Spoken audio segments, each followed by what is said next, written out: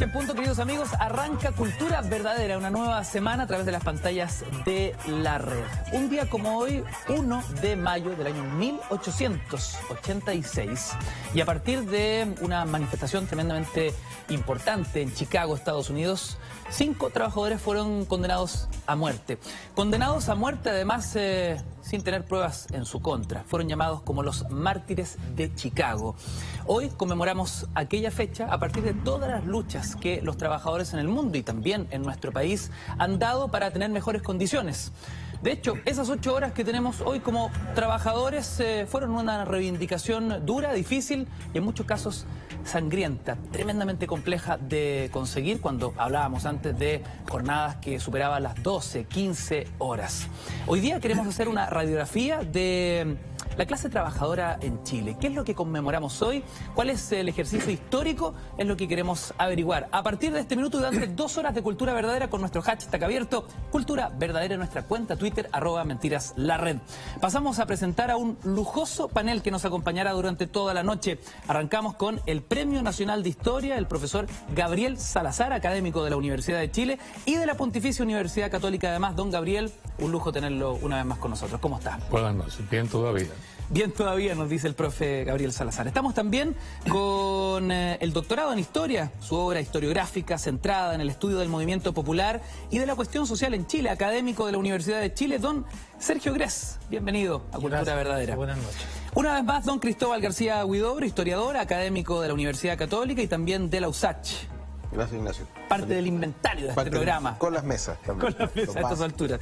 Viene saliendo de un día de manifestación, un día ajetreado. Hasta su pichanga se jugó don Jorge Murúa, consejero de la Central Unitaria de Trabajadores, dirigente de la CUT desde el año 2014. Jorge, bienvenido a Cultura Verdadera. Buenas noches, muchas gracias. Quiero arrancar el capítulo de hoy dejando una pregunta sobre la mesa. ¿Qué es lo que conmemoramos hoy? ¿Desde cuándo que el Día del Trabajador se conmemora en Chile? Lo averiguamos a la vuelta. Hacemos un breve alto. Cultura Verdadera a través de las pantallas de la red. No te vayas.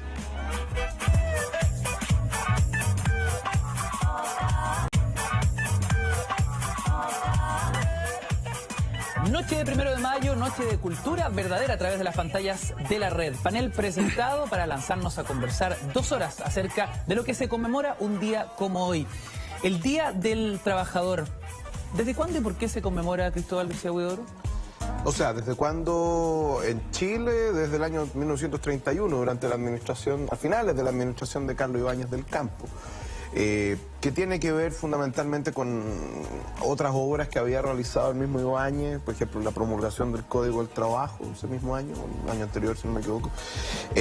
Pero a nivel mundial, bueno, la mayor parte de los países hoy día celebran el 1 de mayo en conmemoración de un hecho bastante doloroso que ocurre en el año 1886, un 4 de mayo, que es la famosa matanza de Haymarket Square. En Chicago. Matanza que viene 4 días después de la gran manifestación, ¿no?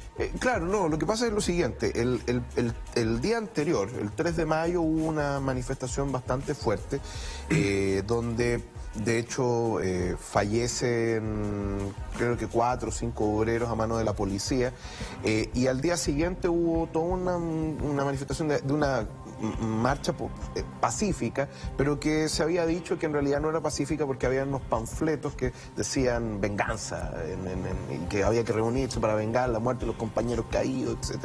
Entonces, lo que ocurre es que el 4 de mayo se hace esta manifestación en esta plaza en Chicago, y la cuestión es que alguien, no se sabe quién, detona una bomba que mata a un policía de apellido Deegan. Y bueno, ahí viene la matanza, digámoslo, porque fallecen, son 7 personas las que fallecen del lado de los trabajadores, hay 4 policías muertos también, y los heridos y los arrestados se cuentan por decenas, digamos. Entonces, y después de eso viene todo un tema que es una caza de brujas que se hace en Estados Unidos. Se articula una represalia. Y en especial en el estado de Illinois, que es donde está Chicago, porque se busca en definitiva el chivo expiatorio por la muerte de fundamentalmente el primer policía, Matías Digan se llamaba. Y la cuestión es que hacen todo un juicio que es dudoso, porque hay violaciones de los principios básicos de la defensa, así como también de las presunciones de inocencia, y además viene aparejado con todo este terror al extranjero, porque buena parte de las personas que se arrestan eran inmigrantes extranjeros, en este caso de origen alemán. Entonces, de los 9 arrestados, son 5 alemanes, o 7 arrestados, son 5 alemanes y 2 personas que son de ascendencia inglesa, digamos, un británico y un norteamericano, pero que nacen. Y la cosa es que los enjuician y los condenan a todos a muerte, digamos, de los cuales uno se suicida antes de que se cumpla la sentencia. 4 de ellos, de hecho, efectivamente enfrentan la horca, porque esa era la ejecución, digamos, en la época en Illinois, y finalmente 2 se les conmuta la pena por presidio perpetuo, lo hace el gobernador de Illinois. Hay 2 más, creo, de los 9 que son liberados en 1893, pero lo notable es que el gobernador que asume y que termina por indultar a esta gente dice, no solamente hay que indultar a estas personas, sino que hay que compensar a aquellos que fueron ahorcados, digamos, y fueron ejecutados, porque finalmente estas personas no tuvieron las garantías básicas de un debido proceso.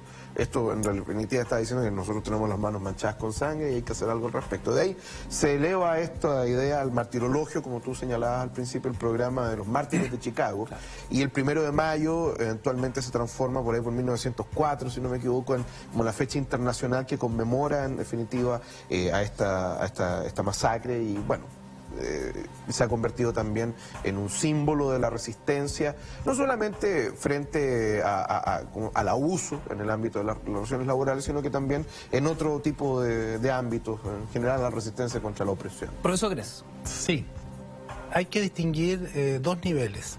Si la pregunta se refiere a ¿desde cuándo se conmemora el 1 de mayo en Chile? En realidad se conmemora de mucho antes de lo que decía Cristóbal, sí, porque él se refería a la conmemoración oficial, cuando el Estado de Chile, bajo la dictadura de Ibáñez, que era una dictadura populista, reformista, instaura como día feriado el 1 de mayo, que efectivamente es a partir de 1931. Pero los trabajadores, por su cuenta, llevaban casi un tercio de siglo conmemorando esta fecha.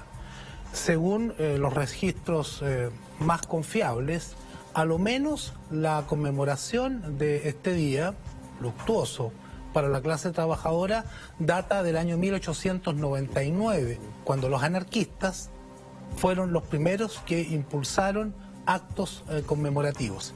Y a poco andar, en los primeros años del siglo XX, esta celebración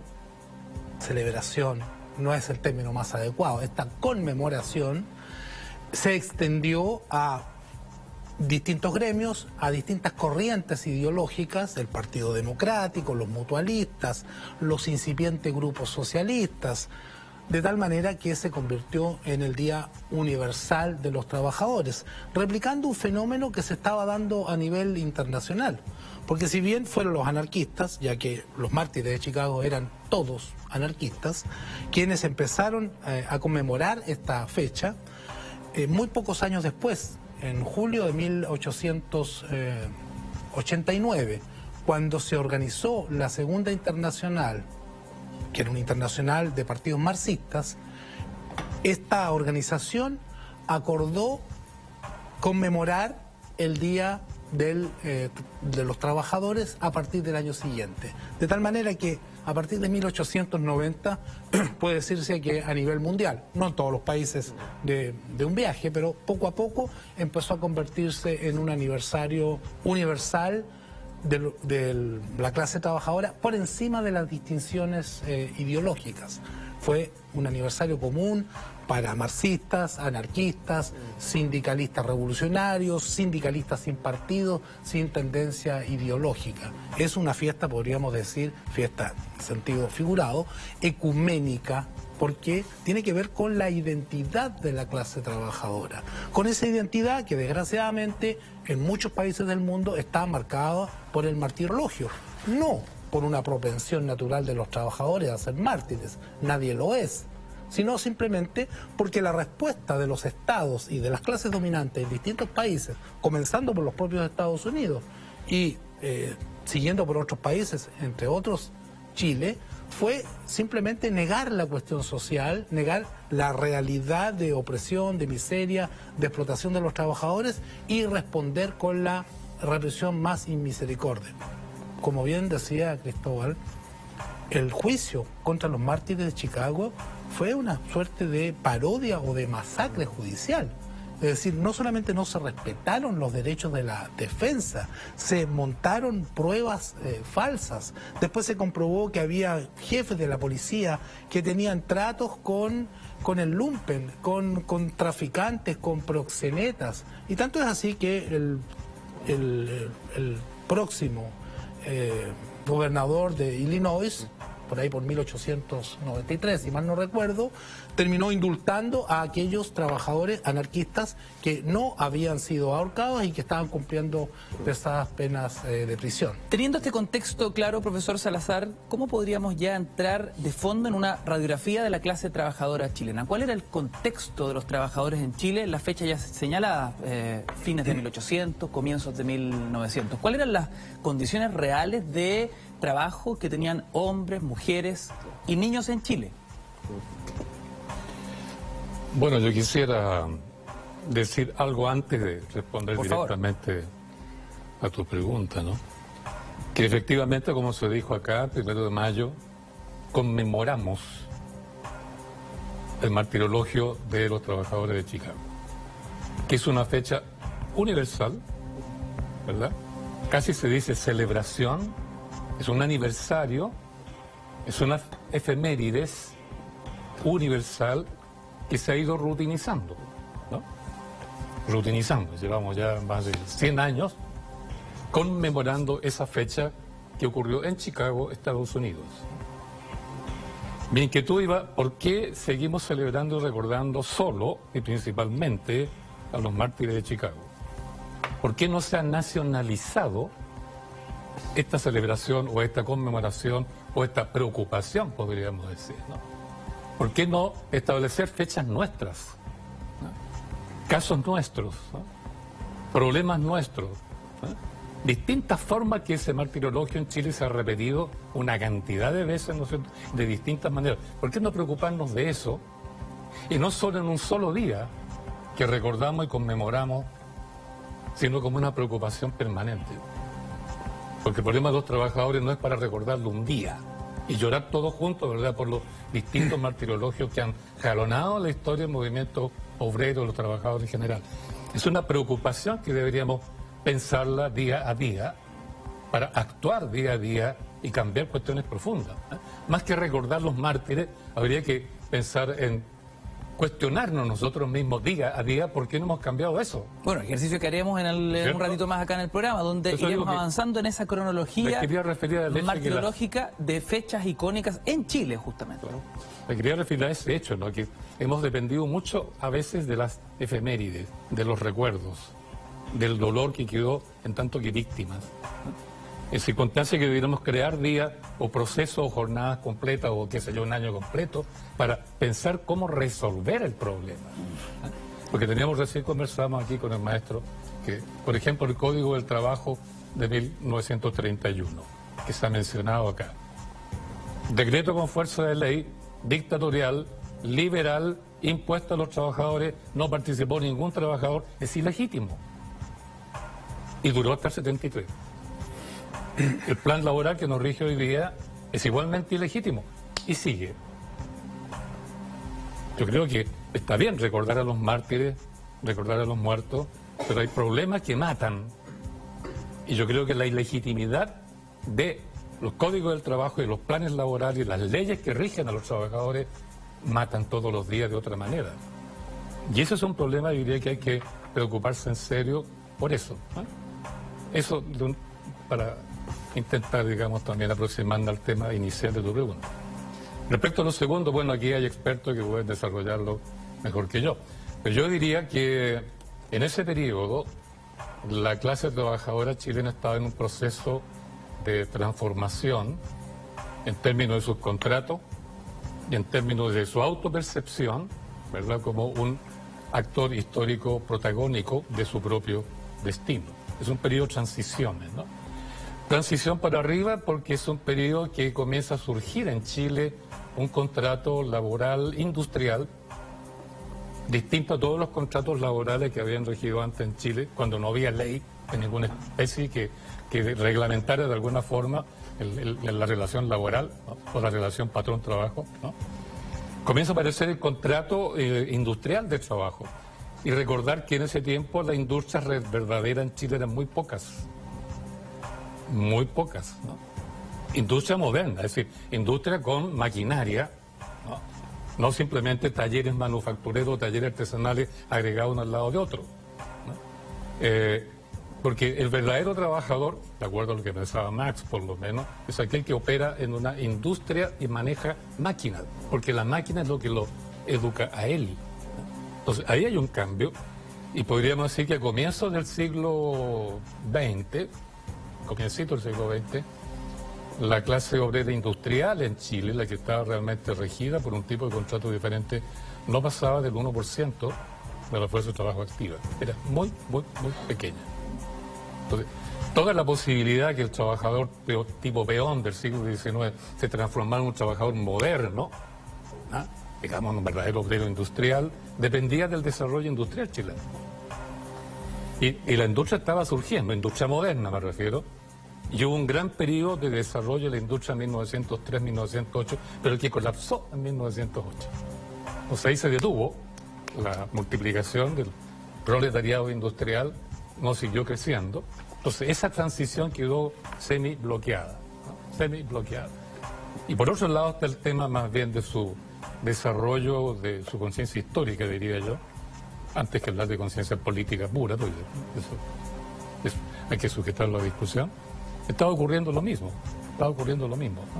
Entonces, un periodo de transición, de cambio que es muy importante, que sin embargo no tiene las características de una transición completa, es una transición que se prolonga a lo largo del siglo XX.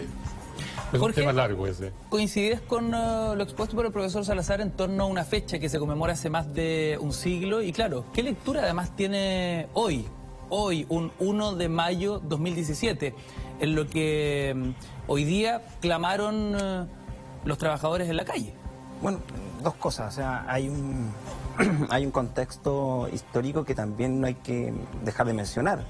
Está el periodo almacenista.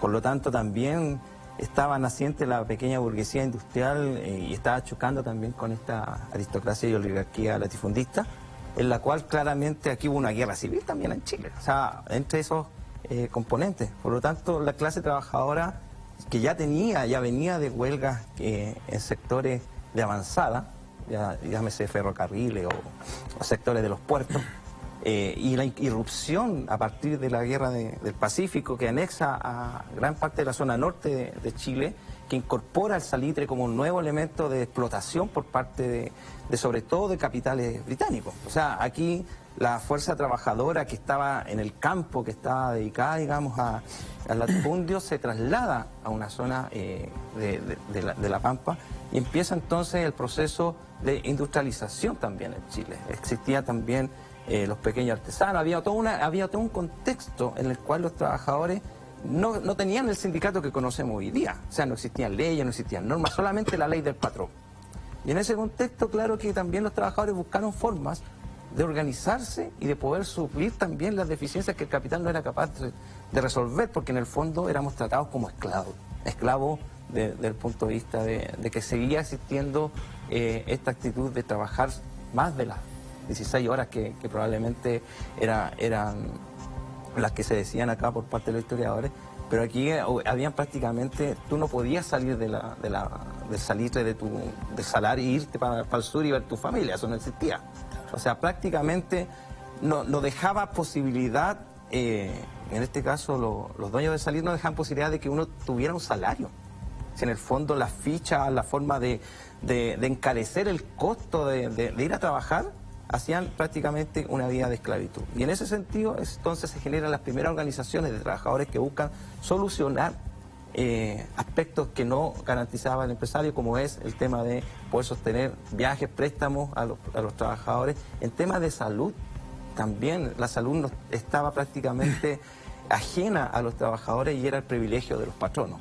Entonces, en ese sentido, paralelo entonces a la situación de las peleas entre la conducción política del país y los capitales extranjeros versus el nacionalismo que está proyectando, se crea la SOFOFA, la primera patronal en ese periodo, donde se genera la segunda internacional.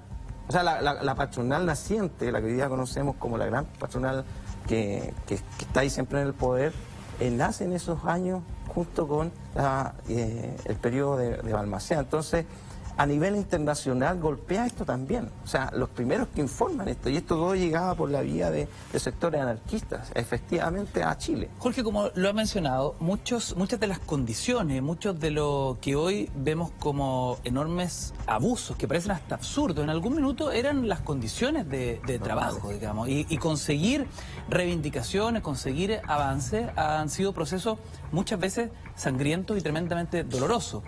No estamos hablando ya solo del caso de Chicago como un gran ícono, sino que en Chile, como bien decía el profesor Salazar, podemos hacer una suerte de geografía de la sangre, como lo hemos también hablado en nuestro programa, ya sea en Cultura o en Mentiras Verdaderas. Sería interesante que cada uno de ustedes fuese escogiendo ciertos episodios que les parecen fundamentales para entender esas reivindicaciones y cómo las condiciones que hoy nos parecen como el desde, ¿no?, para cualquier trabajador en el momento que va a obtener su remuneración o es llamado por un puesto de trabajo, en algún minuto eran condiciones totalmente adversas.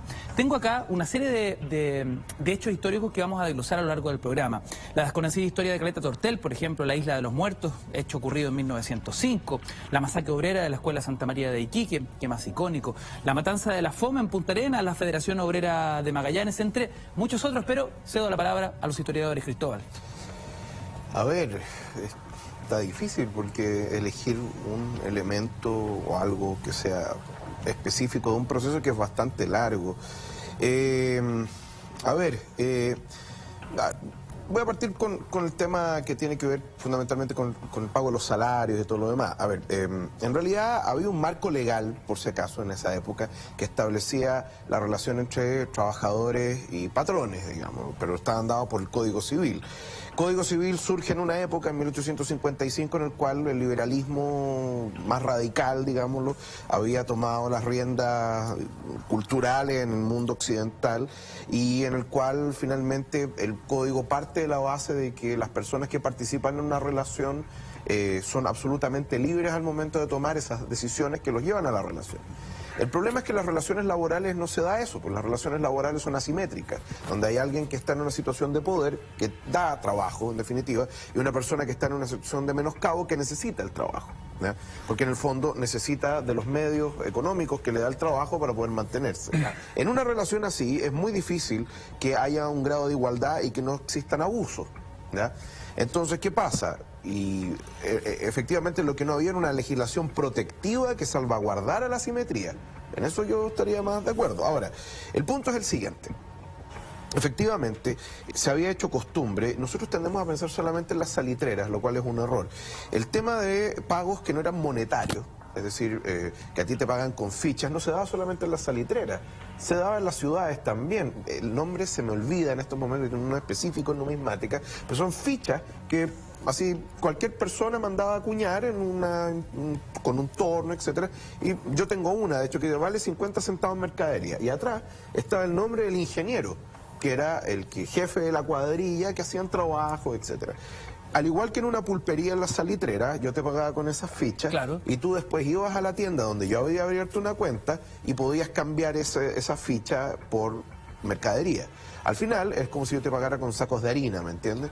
Evidentemente que ahí hay sobreprecio, hay posibilidades de también menoscabar cualquier posibilidad que tú tienes de acumular dinero, porque estás acumulando fichas que no tienen valor ni En son ningún otro lado que no sea en ese mismo esquema, lugar, ese mismo sistema. Entonces, en una economía monetaria, como es el caso de los países modernos, digámoslo, incluso en esa época, que yo te pagara con trocitos de metal que no tenían ningún valor, a ti te condenaba permanentemente a la pobreza porque tú ni siquiera tenías la capacidad de acumular para un ahorro. ¿Ya? En el caso que tú mencionabas, por ejemplo, Jorge, de la gente que no se podía ir de la salitrera, no eran esclavos, pero las situaciones efectivamente llevaban a pensar eso, porque más allá de lo que hemos conversado, tú no es que no te pudieras ir de la salitrera, no tenías con qué irte, porque no había dinero ni nada, no es que hubiese una prohibición, no era el feudo del señor del salitre, pero a la larga parecía que así fuese. Claro. ¿Ya? Entonces, pero durante la primera década del 1900, la década de 1910 y la década de 1920, se dan pasos tímidos, poco torpes por lo demás también, y por desgracia, sin reconocer derechamente la existencia de lo que se llamaba hace unos 20 años antes la cuestión social. Estoy hablando desde el famoso panfleto de Revoluco, de Augusto Revoluco, que se llamaba La Cuestión Social, de crear leyes sociales que tienen el grave defecto, a pesar de que yo sé que el profesor Salazar le agregará un defecto más, que no es haber participado los trabajadores en la confección de esa ley, pero además que no miraban el problema social como un todo. Porque no es solamente, mire, usted necesita escuela, yo le construyo escuela. Usted tiene hambre, yo le doy comida. Usted necesita sentarse en un lugar, la famosa ley de la silla, 1915, le doy, usted se puede sentar cada 3 horas, 20 minutos, que era lo que decía originalmente la ley. No, va a enfrentar un problema aún mayor, profundo, que existe en la sociedad chilena, y es la relación entre trabajadores y empleadores. Pero al mismo tiempo también, y quizá un elemento relevantísimo, es el hecho que la ley obliga a pagar salarios en dinero y no en fichas, ¿no? Eliminando de alguna manera ese abuso espantoso que existía. Y no solamente, como decía, en el ámbito de la salitrera, sino también en el mundo industrial. Mala arte, por lo demás, que nosotros copiamos de, por ejemplo, los Estados Unidos, que tenían el mismo sistema. Los británicos también, el token, que le llamaban, que era dinero que no sabía de nada. De hecho, los norteamericanos tienen un dicho que dice, deberle la vida a la compañía. ¿Eh? Esa es la traducción al castellano, pero literalmente los trabajadores chilenos también le debían su vida a la compañía porque se endeudaban para pagar con ficha de baquelita o de metales que no valían nada en las pulperías. Entonces, cuando se establece por ley la obligación de pagar salarios, por lo menos yo creo que ese es un gran paso, digámoslo, para que el trabajador no solamente obtenga la dignidad que le corresponde de por sí, sino que además también empezar a salir del ciclo nefasto de la pobreza. 1 de mayo, el Día del Trabajador, hoy lo conmemoramos y queremos entender la historia, la retrospectiva de las luchas sociales de los trabajadores en nuestro país. Tenemos el informe de Cultura Verdadera a esta hora de la noche. Aprovecha de dejarnos tus preguntas, tus comentarios, las inquietudes, por supuesto, las responden nuestros panelistas a la vuelta. Ahí la tienes.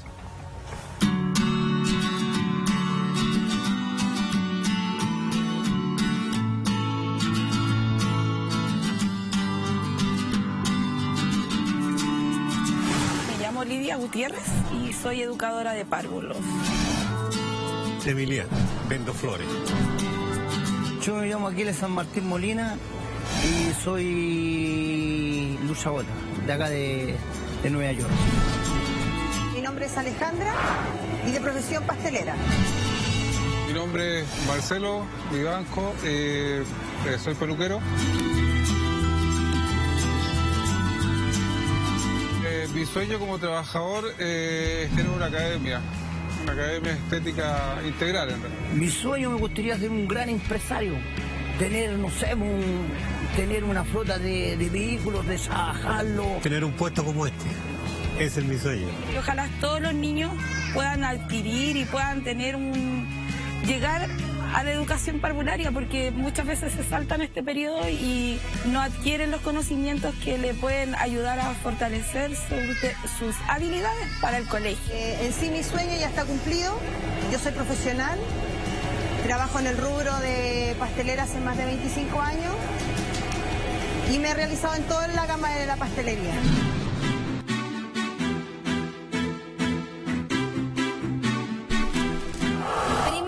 mayo, Día Internacional del Trabajo.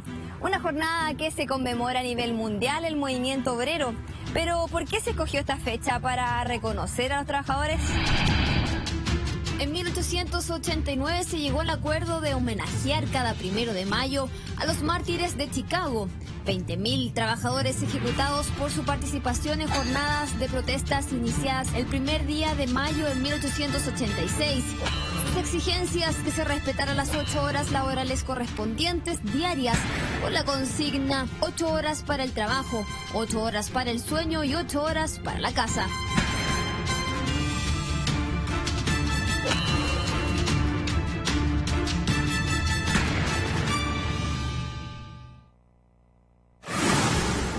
Las leyes para el trabajador han pasado por muchas modificaciones, sobre todo en Chile.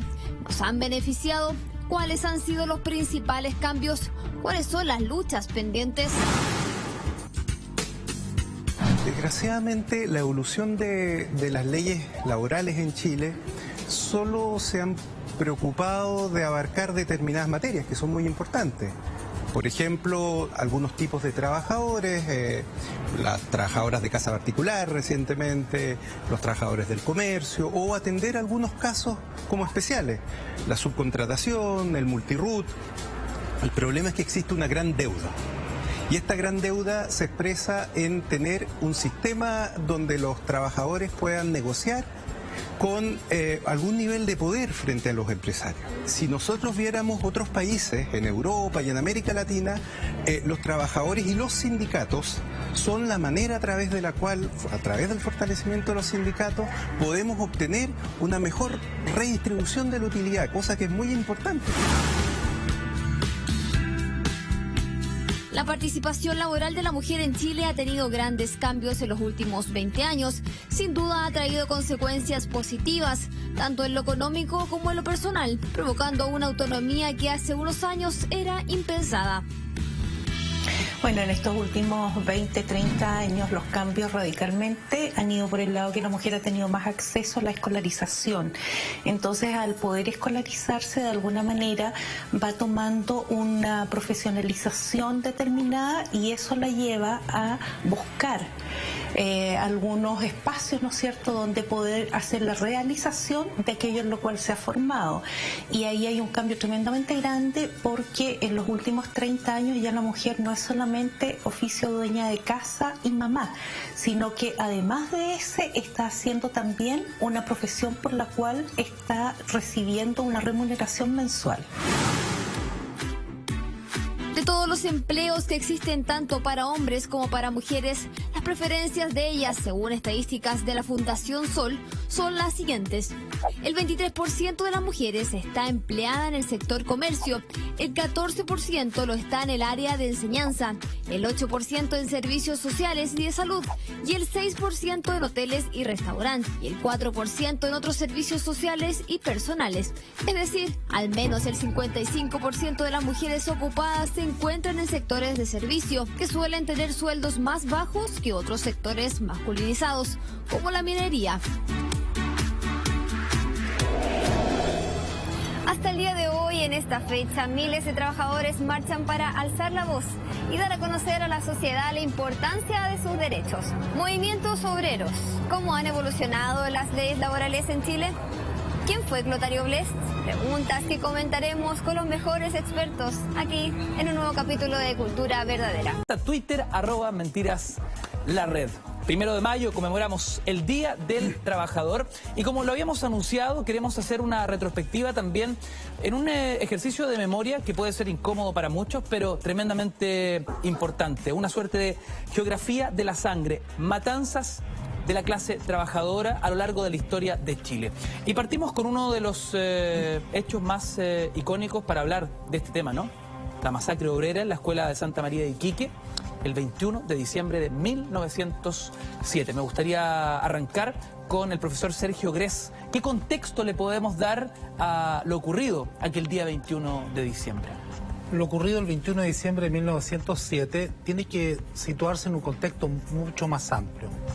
Y tiene que ver con lo que decía en mi primera intervención. Esto es, ¿cuál fue la respuesta del Estado y de la clase dominante frente a las reivindicaciones de la clase obrera y de los trabajadores en general?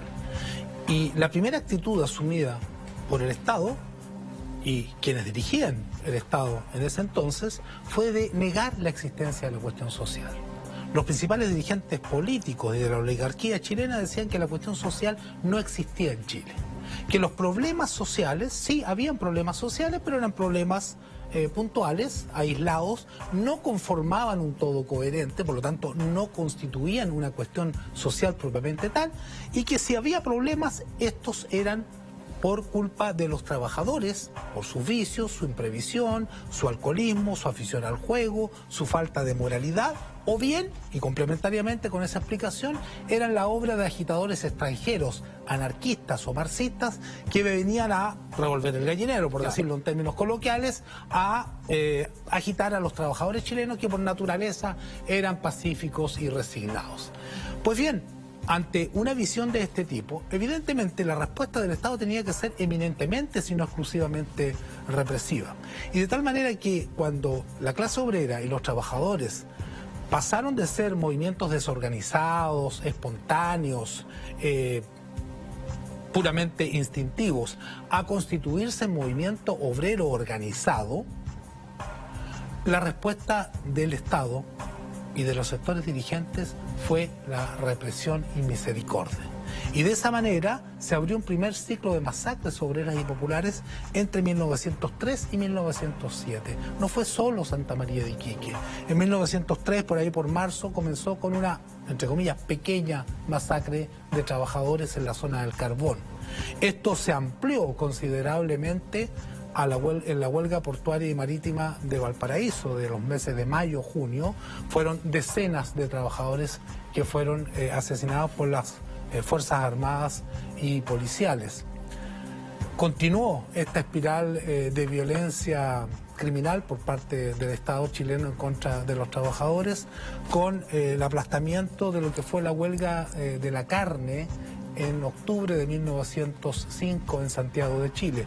Los trabajadores se habían convocado pacíficamente para protestar en contra de un proyecto de ley que impondría un alto gravamen, un impuesto a la internación de carne argentina a Chile.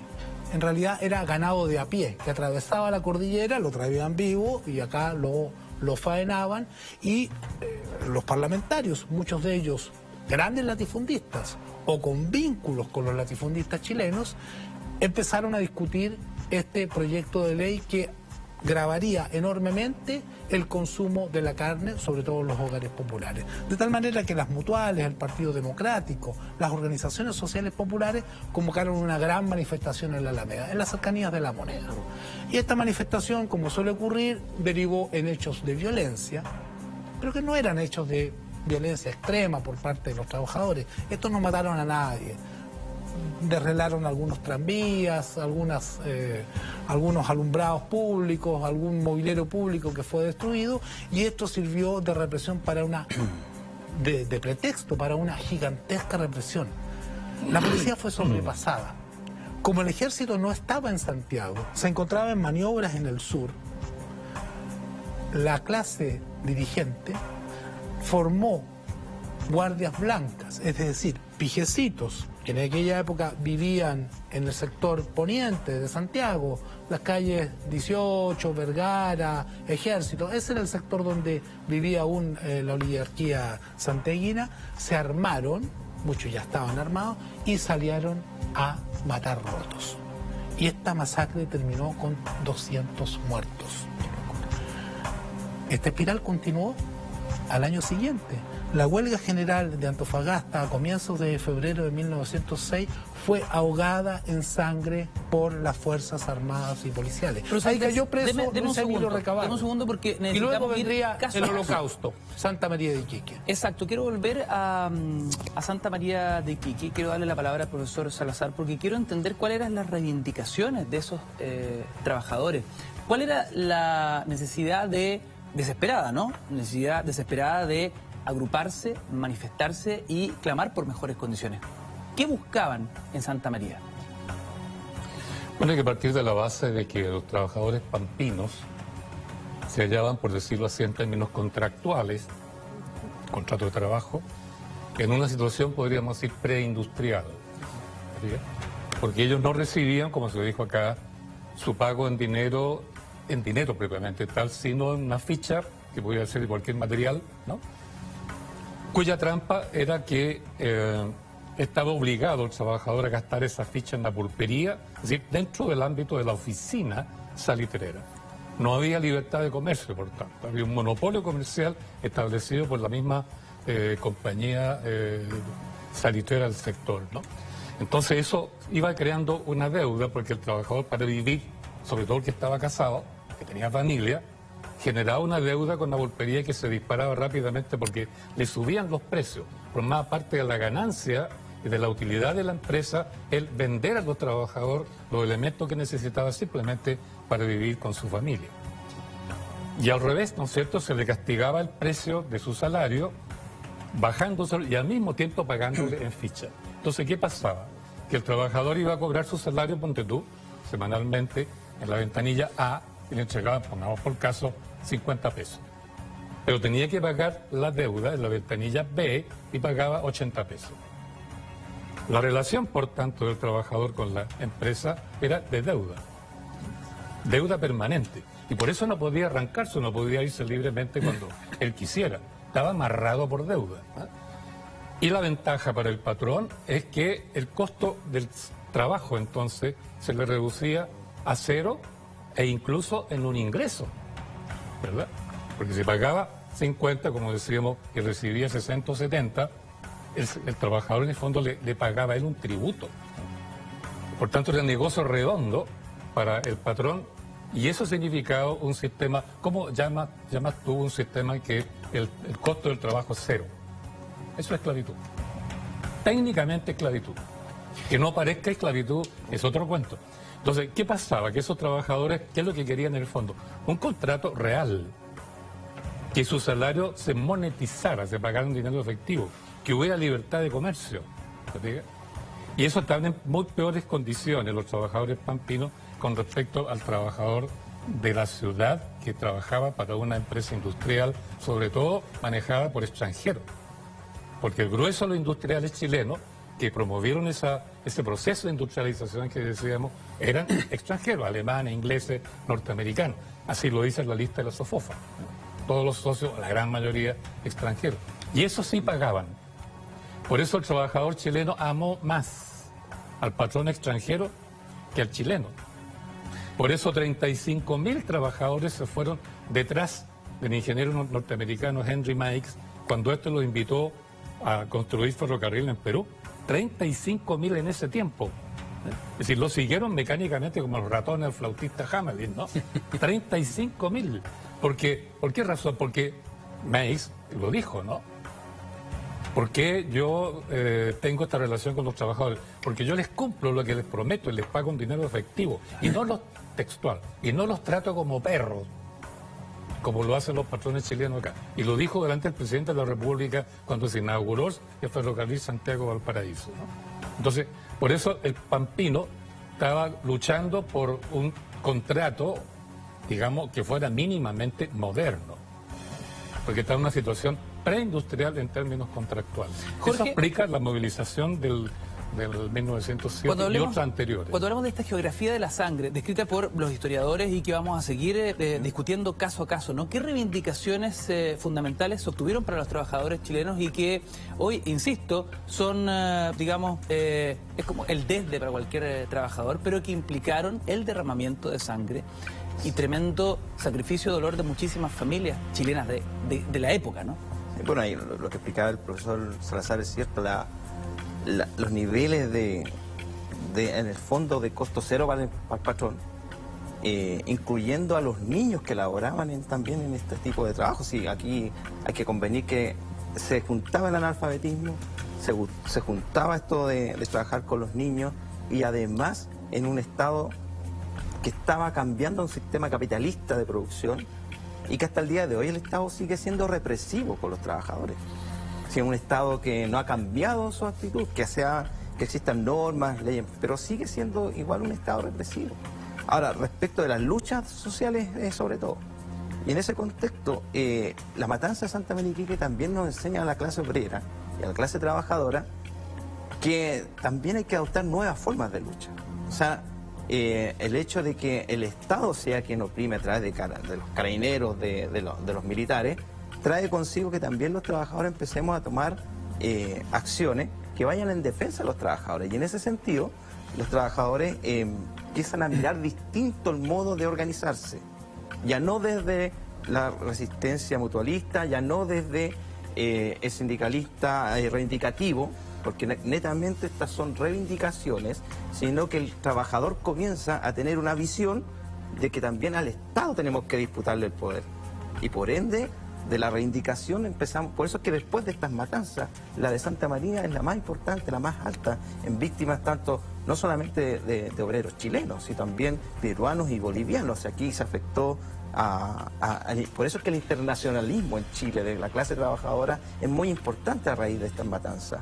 Y desde ahí entonces nosotros creemos que marca un hito, 1907, en que la clase trabajadora empieza a tomar otro rumbo, otra visión de lo que el Estado debiera entonces los trabajadores participar en ver la forma de un sindicalismo que parte reivindicativamente, pero que tiene que dar a otra fase, a una fase política, a una fase de debate desde el punto de vista del poder y quienes lo administran. El minuto a minuto de esta matanza en 1907 en la ciudad de Iquique, lo vemos a la vuelta. Le debo la palabra al profesor Gress, al profesor Salazar, por supuesto. Seguimos haciendo cultura verdadera. Breve alto, vamos y volvemos.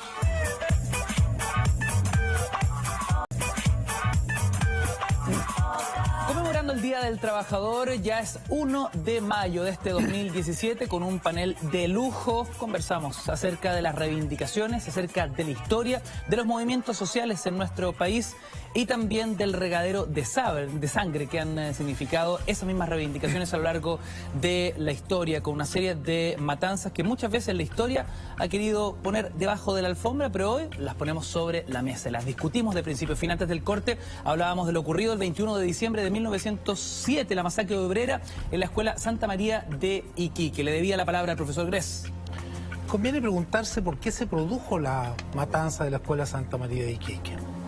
Y digo esto porque si uno estudia, como lo he hecho y lo han hecho otros colegas y otras personas, lo ocurrido en diciembre de 1907, se dará cuenta de que la actitud de los trabajadores no justificaba para nada una represión tan brutal como la que allí ocurrió.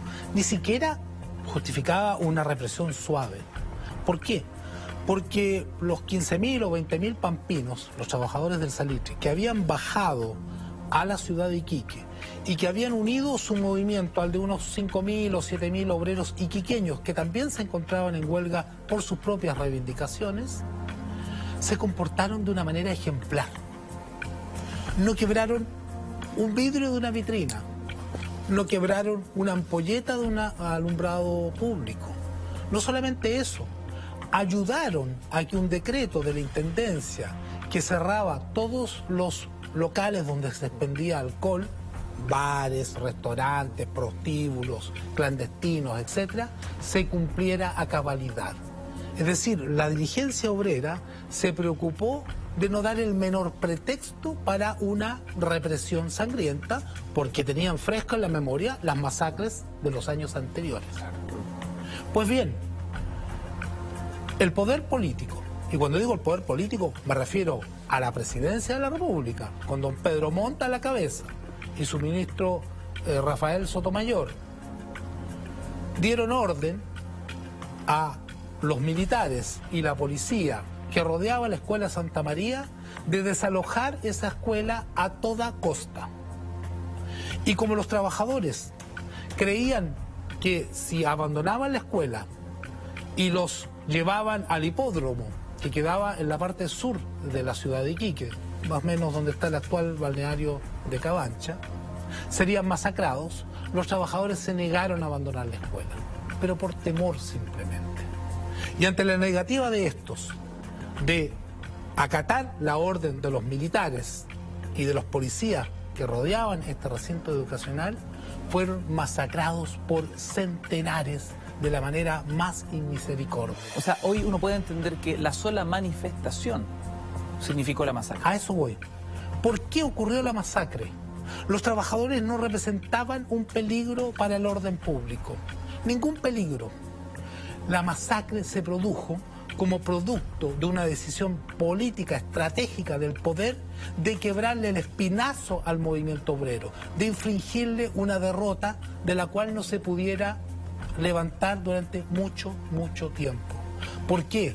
Porque el movimiento de los trabajadores pampinos e iquiqueños, tarapaqueños en general, era un mal ejemplo que podía cundir en otros sectores del pueblo chileno, de los trabajadores. Esa fue la razón de fondo de esta masacre, que dicho sea de paso, probablemente no es la más luctuosa de todas las masacres. Estimo, y hay fuentes que me permiten sostener esto, que la matanza de la oficina salitrera antofagastina, tarapaqueña también, de La Coruña, en junio de 1925, fue aún más sangrienta que la de Santa María de Iquique, porque en La Coruña el ejército de Chile atacó a cañonazos a los trabajadores. Y no solamente los bombardeó, sino que además después los militares salieron a palomear rotos por el desierto. Palomear rotos consistía en ir matando a trabajadores con fusiles, con ametralladoras, y se utilizaba el término de palomear porque los trabajadores generalmente de La Pampa usaban unos vestidos, hábitos blancos, de tal manera que cuando ellos caían heridos de muerte en el desierto parecía como que si fuesen palomas que estuviesen terminando sus vidas de esta manera. Entonces, ese fue el sentido profundo. Y quiero decir una cosa breve aún respecto de Santa María de Iquique. La clase dominante entendió la lección a su manera y entendió que ya no era posible seguir conteniendo el auge del movimiento obrero y popular solo con la represión. De tal manera que paulatinamente en los años que vienen, estoy hablando entre 1907 y 1924, fue implementando una nueva estrategia. Una estrategia que sin abandonar la represión fuera más inteligente, más política, cooptación de dirigentes sociales, reformas, leyes sociales, seducción, diálogo, y de esa manera nacen las primeras leyes sociales, que eran muy imperfectas y que parecían que estaban hechas para que los patrones la violaran, pero que significaban en la práctica una cierta inflexión táctica por parte de esta clase dominante. Seguimos al aire, siendo Cultura Verdadera esta noche de lunes 1 de mayo de 2017. Cristóbal García Huidobro. Bueno, profesor Gress tiene razón, efectivamente, a partir de, en realidad incluso un año antes, ya se había tratado de hacerlo. Hay una cosa bien curiosa, cuando Pedro Montt es electo presidente de la República en 1906, se consideraba que era el candidato reformista que iba a darle derecho a los trabajadores, y de hecho, a pesar de que el padrón electoral en esa época era bastante pequeño, digámoslo, muchos grupos de trabajadores decidieron apoyar la candidatura de Montt. En 1906, de hecho, se promulga la primera ley social, entre comillas, que es la ley de habitaciones obreras, que era todo un tema que tenía que ver con mejorar las condiciones habitacionales de la clase obrera, ¿ya? Que por lo demás, yo creo que el profesor Salazar se quedó corto al momento de explicar cuáles eran las condiciones de vida de la clase obrera en esa época, que eran horrendas, más todavía el nivel de hacinamiento que había en las ciudades, producto de la falta de alcantarillado, producto de la falta de servicios básicos, agua potable, etcétera, pasando por todo lo que tiene que ver con el ámbito de la alimentación, sumado al tema de las relaciones laborales, hacían que la situación fuese bastante compleja. Entonces, efectivamente, las leyes que se van a empezar a promulgar durante lo que se llama la época pseudo-parlamentaria, efectivamente tenían como fin, aparentemente, era resolver una inexistente cuestión social, ¿ya? Pero habían algunos grupos políticos que efectivamente lo reconocían. Por un lado, los partidos obreros, como el caso del Partido Democrático, que en realidad es un partido que tiene su origen en una especie como de alto artesanado, digámoslo, ilustrado, que eventualmente deviene el partido político, pero también, eventualmente después, a partir de 1912, el Partido Obrero Socialista, Luis Emilio Recabarren, pero también habían partidos como el Partido Conservador, que habían hecho suya desde 1891 la doctrina social de la Iglesia, que Papa León XIII llamaba precisamente a, a combatir los abusos, a combatir en definitiva la injusticia que se provocaba, de acuerdo a la encíclica Rerum Novarum, producto de los vicios del capitalismo, así como también los vicios del marxismo. Entonces, el Partido Conservador toma esa bandera de lucha. Tiene importancia porque va a crear círculos obreros, que son en definitiva, es asociatividad obrera. Por otro lado, también va a impulsar proyectos de ley. El primer proyecto de Código del Trabajo es de 1919 y le pertenece al Partido Conservador, y detrás de casi todas las leyes sociales, por muy imperfectas que sean, efectivamente va a estar la mano del Partido Conservador. El problema es que tenemos a partidos dominantes dentro de la escena política que niegan una realidad espantosa. El Partido Radical, el Partido Liberal, el Partido Nacional, consideran que la cuestión social, como decía el profesor Grech, o no existe o es producto de los vicios. Es culpa del empederado, en definitiva.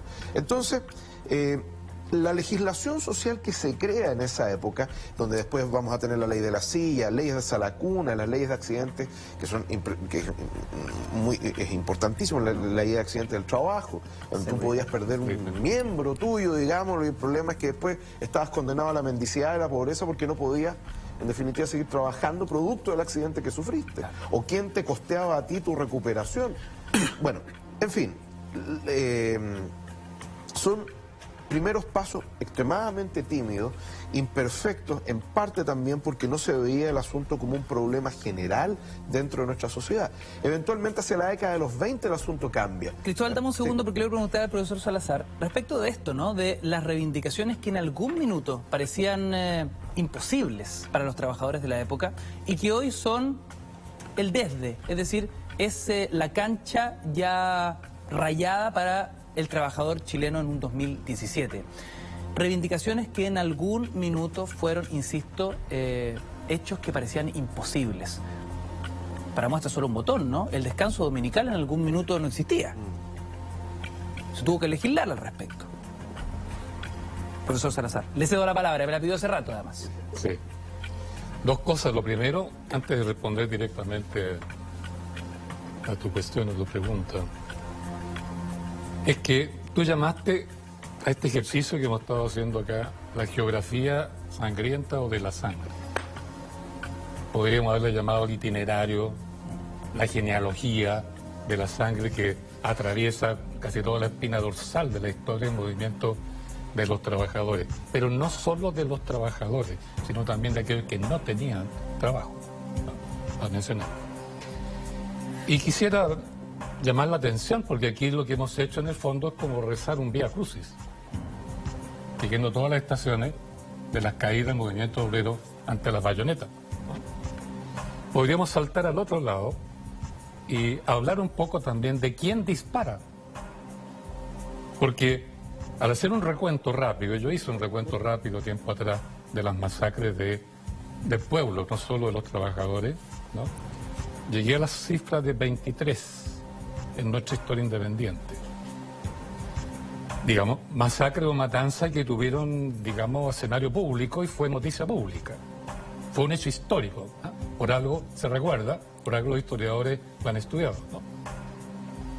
Y en estas 23 masacres públicas, oficiales, siempre ha estado presente el ejército chileno. No hay ningún otro país en el mundo en que el Ejército Nacional haya masacrado a sus conciudadanos 23 veces a lo largo de su historia. Yo quisiera simplemente decir que está bien, hay que recordar nuestras masacres, nuestras victimizaciones, pero también hay que recordar, y no solo recordar, sino que deliberar en torno a aquel que ha estado siempre presente. Y quisiera decir también que el ejército no solo ha masacrado trabajadores, masacró rotos, en un sentido amplio, es decir, peones, vagabundos, etcétera, sobre todo cuando las levas militares arrancaban por la fuerza a los vagabundos, a los mestizos, que no tenían trabajo, porque no vivían en pueblos, ¿no?, etcétera, y los violentaban para servir y después morir en el ejército, ¿no? Mataron mapuche. Hay que también pensar en las masacres del pueblo mapuche, ¿no? Hay que pensar que también mataron a mujeres y niños. En la matanza de Iquique, ¿no? Hay una escena famosa que un lanzazo atravesaron una guagua con madre y todo, ¿no? Creo que era boliviana, peruana, no sé quién. Una vendedora de tortillas. Sí. Entonces, llamo la atención a ese respecto, porque ¿por qué recordar solo nuestra sangre? ¿Por qué no recordar también al asesino? ¿Por qué no pensar tan históricamente también? Y la genealogía de los asesinatos en este país. Yo creo que es tiempo de hacer una historia crítica de nuestro ejército e instalar un día, no solo de las glorias militares, sino un día también de los asesinatos militares a su propio pueblo, ¿no? Eso como una cosa general. Respecto de la segunda parte de tu pregunta, ¿no? Yo diría, claro, que las reivindicaciones de los trabajadores, ¿no? Habría que pensar las reivindicaciones del pueblo mapuche, de la gente que no tenía trabajo, los marginales, del lumpen que mencionaba Sergio recién, que también tienen reivindicaciones, ¿no? Pero las reivindicaciones formales de los trabajadores en ese tiempo eran muy mínimas, ¿no? Las más importantes tenían que ver en el salitre con lo que dijimos. En todo el país que se monetizaran los salarios, porque en este país no había moneda circulante en oro o plata, porque el oro y la plata, por distintas razones largas de explicar, salía al exterior muy rápidamente. Entonces, por eso que se inventaron las fichas salario, que se dio todo el tipo de fichas, las señas con que los almaceneros entregaban vuelto a la gente que le entregaba moneda, etcétera, etcétera. No había un sistema monetario interno capaz de absorber las relaciones sociales de producción. Entonces, las reivindicaciones eran muy básicas, muy básicas. Y las grandes reivindicaciones desde más o menos 1890 hasta 1925, por poner una fecha nomás, era el tema de la inflación. Porque en ese periodo la burguesía, la oligarquía, no tenía concepto de inflación. No sabían lo que era inflación.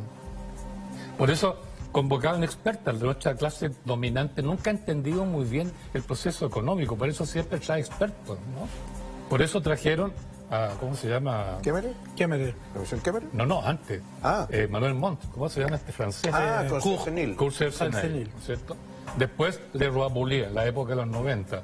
Después a Kemmerer. Después Clay Sachs. Después las Naciones Unidas, el CEPAL. Después, bueno, Chicago. Después los mandaron a formarse a Chicago. A Chicago, exacto, ¿no? Entonces, la gran reivindicación popular, aparte de la que dije, las más primarias, para poder ser realmente un proletario, inflación.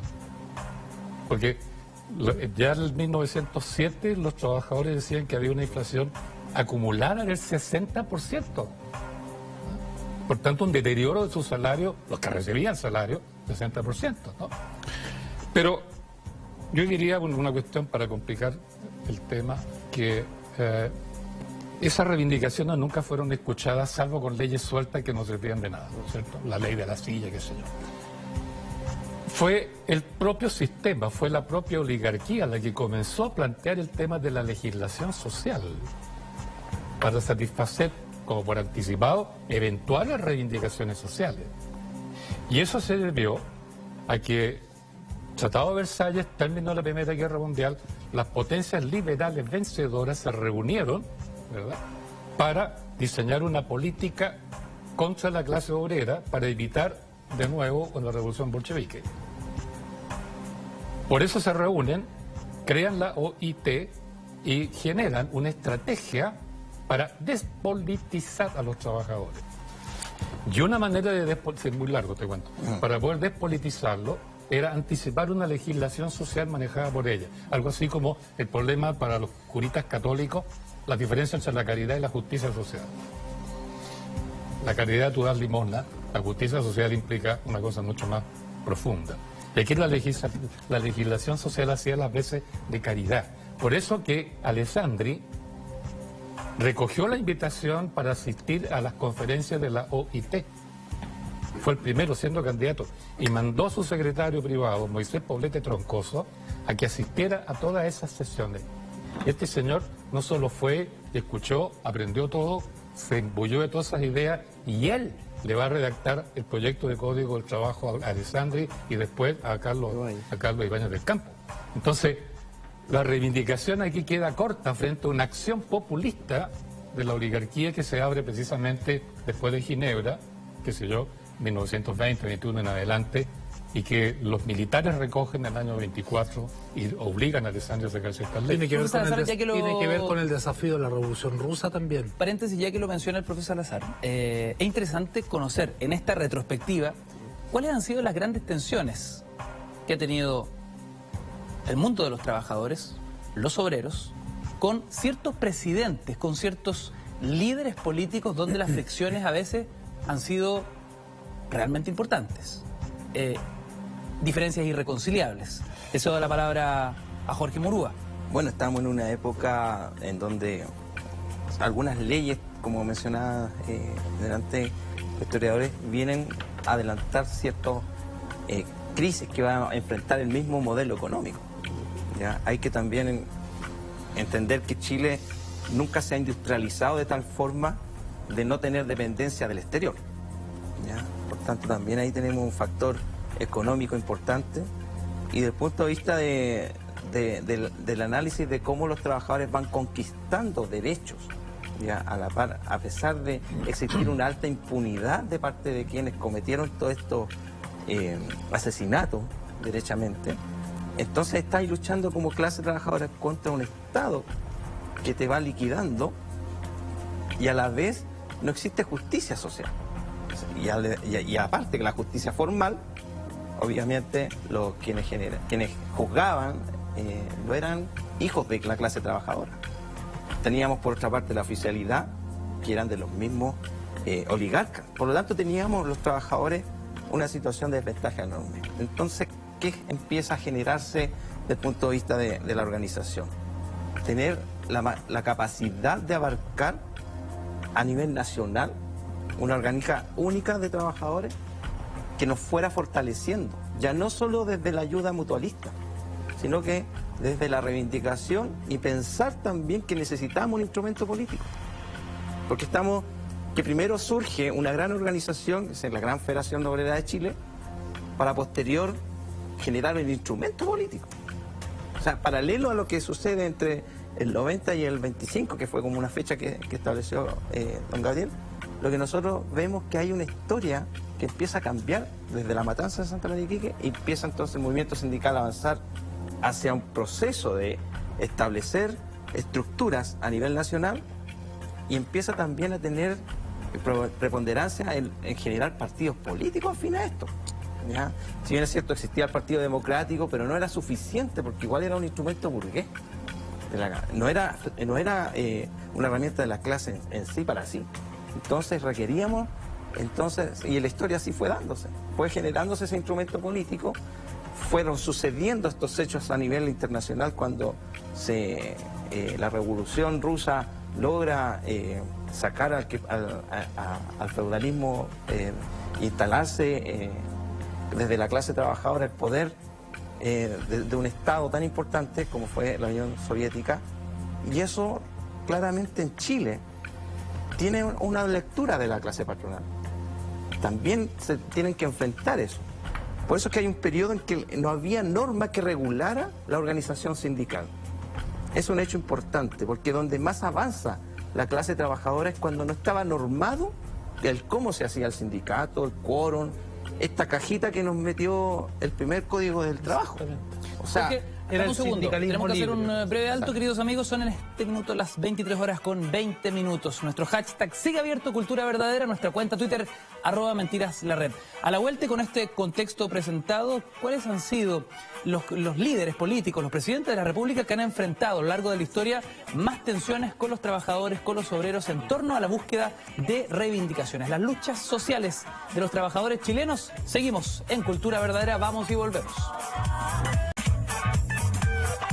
Queridos amigos, seguimos completamente en vivo y en directo haciendo Cultura Verdadera. Hoy hacemos una retrospectiva respecto de las luchas sociales de nuestro país, cómo los trabajadores han ido ganando reivindicaciones de situaciones que hoy, insisto, nos parecen un rayado de cancha básico, pero que en algún minuto parecieron ser luchas imposibles. Desde un descanso dominical, pasando por jornada laboral de 8 horas, hasta lo que hablábamos, esta ley, tan polémica ley de la silla. Pero Antes del corte yo les proponía un tema a nuestros panelistas de esta noche. Las principales tensiones que tuvieron que enfrentar ciertos presidentes de la República en distintos periodos y procesos históricos con los obreros, con los trabajadores en torno a esta lucha de reivindicaciones. Cristóbal García Huidobro.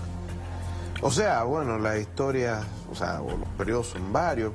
Depende en qué te quieras centrar. Por ejemplo, en el caso de Gabriel González Videla, ahí hay un tema que es bien importante porque es durante el contexto también del auge, o origen y auge de la Guerra Fría. El gobierno de González Videla parte en una alianza con el Partido Comunista que venía ya de antes, de la época del Frente Popular, con don Pedro Aguirre Cerda. Y González Videla tiene una frase que cuando le preguntan, bueno, ¿a usted no le molesta estar en alianza con los comunistas? Dice, no hay fuerza humana ni divina que podrá separarme de mi alianza con los comunistas. 2 años después proscribe el Partido Comunista a través de la Ley de Defensa Permanente de la Democracia, también conocida como la Ley Maldita. Entonces, eventualmente, uno podría ver cuáles son las motivaciones por las cuales el mismo González Videla saca del juego político a uno de los principales, si no el principal partido obrero de Chile. Supuestamente era porque los comunistas, que eran parte del gabinete, que tenían senadores, diputados, regidores, alcaldes, etcétera, estaban todos en una conspiración para derrocar al gobierno, que habían huelgas que las financiaban o servían de combustible los comunistas, etcétera. Entonces, todo eso había convertido al Partido Comunista en un partido contrario al gobierno. Pero al mismo tiempo también las tensiones de Gabriel González Videla con el mundo obrero venían también de sus guiños hacia los Estados Unidos, después de que la potencia vencedora, una de las potencias vencedoras después de la Segunda Guerra Mundial. La Unión Soviética también, pero nosotros estamos en la cuadra de los norteamericanos, entonces por lo tanto también las presiones norteamericanas son bastante fuertes sobre el gobierno. Y de hecho González Videla trata de buscar ajustes también dentro de sus gabinetes precisamente para generar espacios, digámoslo, ya sea de desarrollo económico o de concierto con los grupos sociales. Entonces, al sacar a los comunistas del juego, que implicó también confiscar literalmente los bienes del partido, que no eran pocos en ese momento. Ahora, paréntesis, frente a eso se podría esperar cualquier cosa de González Videla. Es decir, está con los comunistas, luego los persigue. ¿Cómo podemos detallar esta ley maldita, ¿no? ¿Cómo podemos entenderla hoy? Bueno, no, finalmente una ley de proscripción, un partido político donde limita el libre juego democrático, ¿sí? Desde el punto de vista de la democracia liberal, si tú lo miras así. Ahora, lo importante tiene que ver con las consecuencias posteriores, ¿ya? Más allá de la eliminación de un partido político que tiene una militancia bastante grande, que en esa época sacaba entre el 10 y el 15% de los votos, lo cual es bastante dentro del electorado en esa época, está el hecho de que, por ejemplo, surgirán revueltas, algunas veces inorgánicas, descontento social con el gobierno. Primero, durante la década de los 40, ya desde el gobierno de Juan Antonio Ríos, el gobierno anterior, pero con mayor fuerza durante el gobierno de Gabriel González Videla, el enorme peso de lo que es la inflación en Chile va a hacerse sentir. Estamos hablando ya no de una inflación de un dígito, sino que estamos hablando de inflación de 2 dígitos sobre el 20%. Una devaluación constante del peso chileno respecto a la libra esterlina, primero después del dólar, que era el patrón que se establece para las divisas. Y eventualmente esto significa empobrecimiento. Tu dinero vale menos, ¿ya? ¿Qué hace el gobierno? Trata de emitir más dinero al principio para cubrir el déficit provocado por la inflación, pero no es suficiente. Se le ocurren medidas que van a ser extremadamente impopulares, cosa que hoy día es curioso porque nadie alegaría, alegan pero no hacen nada, que subir el valor del pasaje del transporte público. Y ahí viene la famosa revolución de la chaucha, se llama así por la moneda de 20 centavos, que era una moneda muy pequeñita que se acuñaba en esa época, que implicaba subir en 20 centavos el valor del precio del transporte público. El 16 y el 17 de agosto, si no me equivoco, creo, del año 1949, tenemos gente que sale a las calles a protestar, pero no solo a protestar, sino a quemar buses, a darlos vueltas, etcétera. Y es un descontento enorme que ya venía alarmándose de antes, sumado al hecho de las condiciones económicas por las cuales pasaba el gobierno. El manejo de la situación de crisis por parte del gobierno de González Videla no fue bueno, es ser generoso, digámoslo. No vamos a caer en las mismas lógicas que quizá lo que se hablaba antes en el panel de masacre, donde finalmente se desenvainan los sables y se manda al ejército a reprimir de manera bastante cruel y, por no decir asesina, digámoslo, a la gente que ya no es un grupo de trabajadores, sino que esto es un descontento social general. Tengo una duda, profesor Gress. ¿Es Gabriel González Videla el gobierno que ejerce más represión a los trabajadores? No. Han habido gobiernos... ¿O hay casos mucho peores? Dejemos de fuera, porque eso está fuera de serie, la dictadura cívico-militar de Pinochet. Evidentemente es el gobierno más represivo, a lo menos de la historia del siglo XX chileno, sino de la historia contemporánea de Chile. Hay gobiernos de tinte netamente reformista, y estoy pensando en tres personajes que fueron políticos muy importantes de nuestra historia en el siglo pasado. Queremos nombre, profesor. Arturo Alessandri Palma, el León de Tarapacá, Carlos Ibáñez del Campo y Eduardo Frei Montalva. Eduardo Frei Montalva fueron tres gobiernos de tinte reformista. No podría decirse que fueron gobiernos reaccionarios, conservadores, oligárquicos de la manera tradicional. Estos tres personajes, los dos primeros gobernaron 2 veces. Alessandri entre 1920 y 1925, con una pequeña interrupción entre el 24 y el 25. Carlos Ibáñez del Campo entre 1927 y 1931, gobierno con características dictatoriales. Luego, desde fines del 32 y hasta el 38, Arturo Alessandri Palma por segunda vez. Enseguida, Ibáñez, un gobierno, entre comillas, democrático, elegido en una elección normal, el año 52 hasta el 58, y el gobierno de Eduardo Frei Montalva, de características también reformistas, inspirado por la línea de la Alianza del Progreso, el presidente Kennedy norteamericano, entre el 64 y el 70. Pues bien, estos 5 gobiernos, porque son 3 personajes que tienen en sus manos 5 gobiernos, fueron gobiernos de carácter reformista.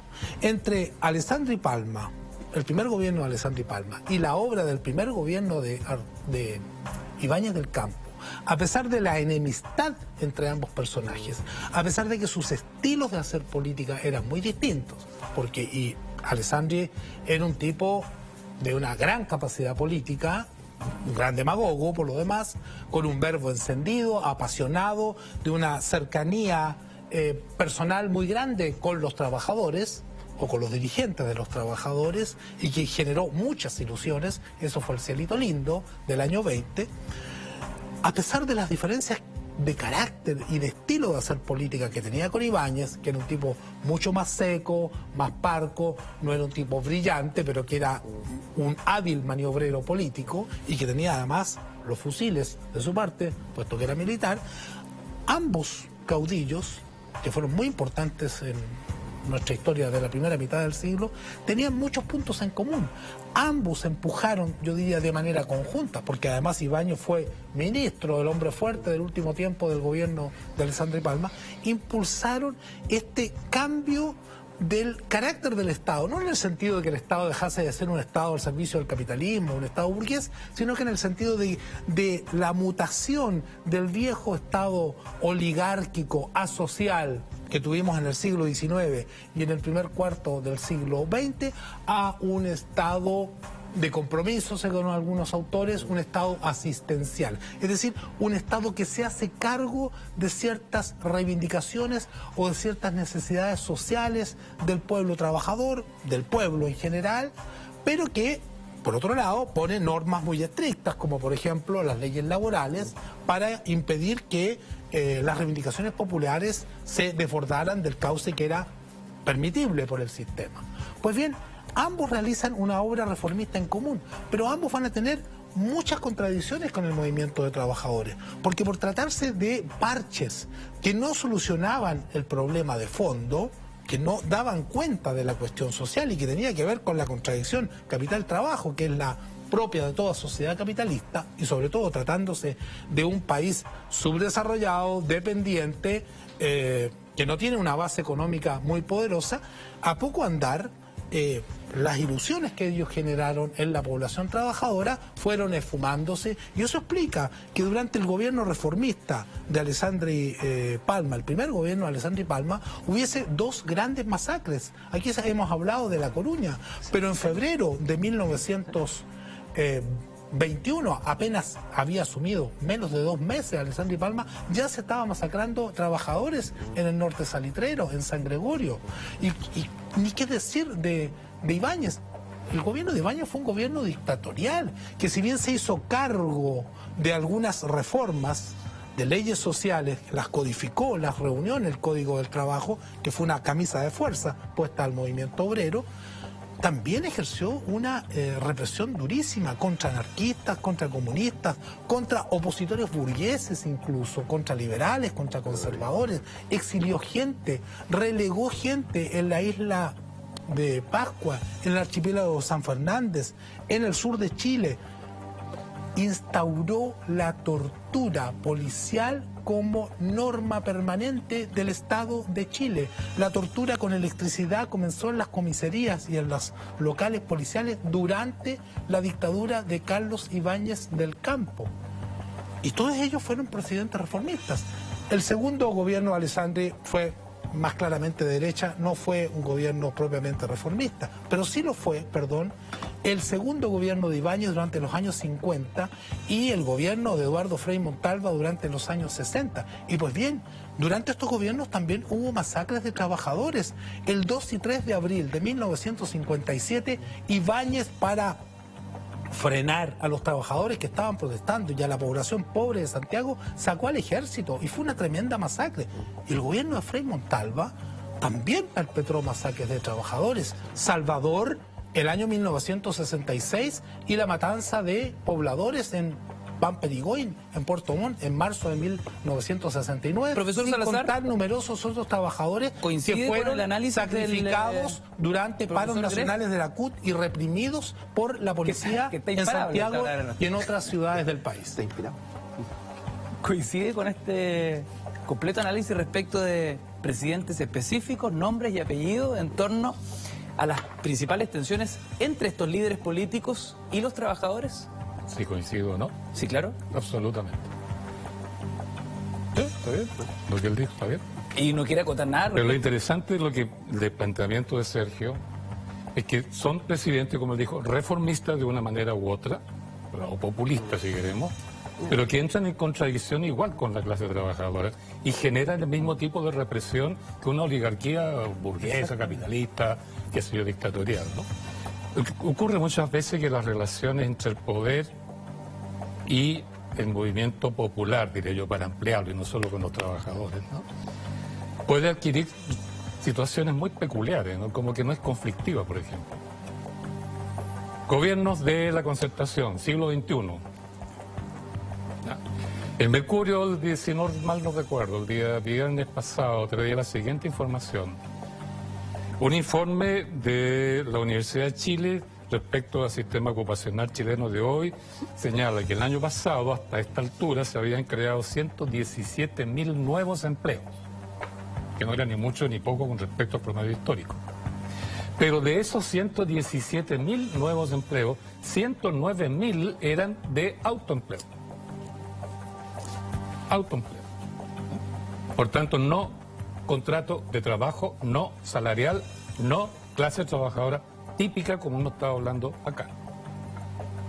Y es una característica de los presidentes del siglo XXI, partiendo en 1990 con Patricio Elwes hasta el día de hoy, es que ellos aceptaron el plan laboral establecido por la dictadura de Pinochet, ilegítimo, con otros decretos con fuerza de ley, sin siquiera la discusión parlamentaria, se perfeccionó, eso, digamos, se complicó más que se perfeccionó, ¿eh?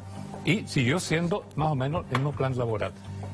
¿Qué planteó el plan laboral de Pinochet? El del 31, ¿cuál es el objetivo del liberal del Código del Trabajo del 31? Despolitizar el movimiento obrero en tanto que obrero. Lo encerró en la pura lucha del contrato de trabajo. Por tanto, no podía hacer política como sindicato, como movimiento gremial. Y eso se lo dejó entonces al monopolio de los partidos políticos. ¿Qué plantea el plan laboral del 79, que en rigor es el que exige hasta el día de hoy? Lo esencial es que apunta a crear las condiciones permanentes para que en Chile exista mayoritariamente el subempleo o el empleo precario. 109.000 nuevos empleos en Chile, como gran cosa. Se mantiene la tasa de ocupación, feliz, ¿no es cierto? 6,7, 6,6, 6,8% de desocupación. Pero es autoempleo. Y uno ve las calles de Santiago. Cada día hay más gente vendiendo en la Alameda, pero por todas partes. Las ferias libres tienen más cuadras de coleros que de ferianos propiamente tal. Es decir, estamos generando economía informal. Economía informal. Y esos empleos precarios. En cambio, el trabajo salariado cae y cae y cae en picada. Cerca del 19% bajó con respecto a los últimos años. Por tanto, el trabajo salariado típico, el trabajador típico, ¿verdad?, hoy día no es tan típico. Más típico es el autoempleado, que es un trabajador precarista, que más que el salario, su tasa de utilidad, de ganancia, tiene que ganarla sobre la base de ser marginal. Porque si tuviera establecimiento propiamente tal, tendría que pagar patente, arriendo, luz, agua, de todo, mientras que siendo marginal se ahorra todo eso y puede bajar el precio. Ya hablaremos de sueldo mínimo, ya hablaremos respecto de los bajos salarios, pero le quiero preguntar a Jorge Moruga respecto de la figura hoy de Clotario Blest. Hoy, para la CUT, ¿qué significa este personaje? Bueno, en la historia del movimiento sindical chileno, nosotros aquí nos saltamos de la etapa de la Foch a cuando nace el Código del Trabajo y forja esta obligación de estar dentro de este cuadro, que el Código del Trabajo encierra el movimiento sindical y por lo tanto hay una división de los trabajadores, de unos continuar por la vía del libre sindicalismo, no respetar la legislación impuesta, y por otro lado empezaron a generarse los sindicatos legales. Y ahí entonces fue un proceso de los trabajadores que terminó prácticamente destruyendo lo que era la Federación Obrera de Chile. Luego surge también partidos importantes dentro de la clase trabajadora. El más importante es el traspaso que hace el Partido Obrero Socialista al Partido Comunista, que a propósito hoy día es uno de los partidos con más militantes legales de acuerdo a la normativa legal, por eso es que Videla debe estar revolcándose en su tumba, igual como todos los otros dictadores. Y en ese sentido también surge la CTC, que la CTC es una organización lo más cercana a una central, desde el punto de vista conocida como hoy día, pero a la vez ya con el factor político incorporado. Hay que decir que nosotros los trabajadores requeríamos de un instrumento político. De ahí surgen los partidos obreros socialistas que asumen el marxismo y posterior el marxismo-leninismo, cuando pasa el quinto congreso, creo que del Partido Obrero Socialista. Por lo tanto, transitamos de una etapa reivindicativa a una etapa ya de disputa del poder. Recabarren también nos enseñó que había que ir a disputar terreno incluso en el Parlamento, que era 100% burgués. Había que hacer la denuncia dentro de ese sistema. Y en lo largo de la historia entonces transitamos por avances y retrocesos. Cuando surge un gobierno en particular, la CTC se divide, porque los comunistas plantean seguir en una huelga y los socialistas se incorporan a un gobierno. Y la CTC ahí se genera una división que costó, por lo menos, ese periodo duró como 10 años, fue el periodo de los frentes populares. Luego viene, ante la división de los trabajadores, surge también un nuevo trabajador, el empleado público. Que el empleado público es quien trabaja directamente para el Estado centralizado y también para los profesores, todo lo que era las nuevas formas de trabajo. Por lo tanto, en esa época, quien toma relevancia y empieza a generar unidad primero dentro de los trabajadores del sector público son las organizaciones, que la más importante es la que dirigía el compañero Clotario Blest. Y en ese tránsito, donde también surge este gobierno de Videla que planteaba, y después Ibáñez, porque fue en el periodo de Ibáñez cuando surge la unidad de importantes confederaciones, la CEPS, que en ese tiempo era la que aglutinaba mayormente al sector privado. Por lo tanto, confluye el sector privado con el sector público y en una sola organización, en un congreso que duró bastante, fue en el año 52, pero que finalmente en 2 días de febrero del 53, ya teniendo el sector público su unidad y la de los trabajadores, que eran los que ya venían organizados del sector privado, constituyen la central única de trabajadores. Por lo tanto, ahí Clotario Blest es la figura que podemos hoy día reconocer dentro de los periodos del movimiento sindical Recabarren primero, bueno, Elian Laferte y todos los que vienen posterior, hasta la figura que es Lotario Blest, que incorpora esta idea de central única. Y en ese sentido, hasta el día de hoy, y hasta incluso la central unitaria de hoy día, fue un aporte que incorporó en Punta de Tralca también el año 88, la figura de Lotario Blest también participó de este proceso. ¿Ya? Cristóbal García Huidobro, ¿la importancia de la lucha sindical según tu juicio? Yo quería decir algo antes. Por favor. Respecto a lo que ha dicho don Gabriel. Quiero agregar algo más. No solamente las cifras son mentirosas, sino que además pensemos lo siguiente. De acuerdo a una ley que fue promulgada entre el gobierno del presidente Sebastián Piñera, ahora los trabajadores honorarios tienen que cotizar, lo cual también es un negocio para la AFP. El gobierno actual ha postergado esto, que es la carencia, digámoslo, hasta el 2018, si no me equivoco, hasta la operación renta del 2018, que uno podría evitar, digámoslo, seguir cotizando dentro del ámbito de los honorarios. De ahí entonces el trabajo que es relativamente o derechamente precarizado en el caso de los trabajadores honorarios, que es lo que llama don Gabriel el autoempleo, implica también que esas personas, aparte de que tienen una cantidad de dinero X, que además no tienen ley, casi no tienen leyes sociales, salvo algunas ¿cómo se llama?, sentencias que han salido hace poco de parte de la Corte Suprema, en fin. Pero en general el trabajador honorario vive en un mundo, digámoslo, donde el Código del Trabajo no le pese, digamos, y es más parecido al trabajador de principios del siglo XX, finales del siglo XIX, principios del siglo XX, a lo que llamaban el trabajador típico, en ese sentido. Ya fuera el obrero, el trabajador asalariado, el trabajador público, etcétera, el empleado público, en fin. Quería agregar eso. Ahora, respecto a lo que tú me preguntas sobre sobre la lucha obrera o la lucha sindical. Claro.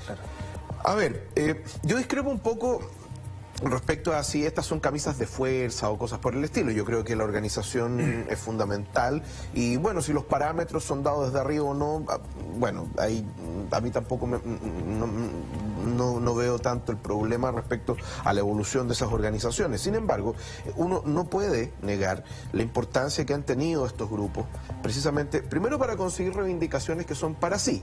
Es decir, la lógica, no me gusta el término, pero las reivindicaciones de clase, específicamente en el caso de la clase obrera. ¿Por qué no te gusta el término? Porque no soy marxista, partiendo pero de es eso. una realidad de las ciencias sociales, las clases sociales. Discutible, pero no vamos a tratar el tema ahora, eso es más para el ámbito de la sociología. Asumirlo, pero es una realidad. Bueno, es una discusión, como digo, que no es del caso hacerla ahora. Pero, por otro lado, efectivamente, no son solamente ventajas o logros, o eventualmente transformar una prebenda en un derecho, cosa que es también muy relevante, sino que además también esas ganancias, llamémoslo de esa manera, es ya no solamente para un grupo determinado, sino que para todos. ¿Ya? Nosotros hoy día tenemos países en el mundo, como el caso de los Estados Unidos, donde cosas que a nosotros nos parecen tan primordiales como por ejemplo el permiso maternal hoy día, no existen. Si tú eres una mujer en el mundo, en Estados Unidos, en la mayor parte de los estados de la Unión, y tienes un hijo, tienes que tomar tiempo de tus vacaciones, ojalá acumuladas, para que sea el descanso, y además también tienes que ahorrar dinero, porque no te van a pagar el periodo en que tú no estés trabajando. ¿Ya? Te pueden dar el permiso, pero no así el pago ni tampoco ¿cómo se llama?, el tiempo.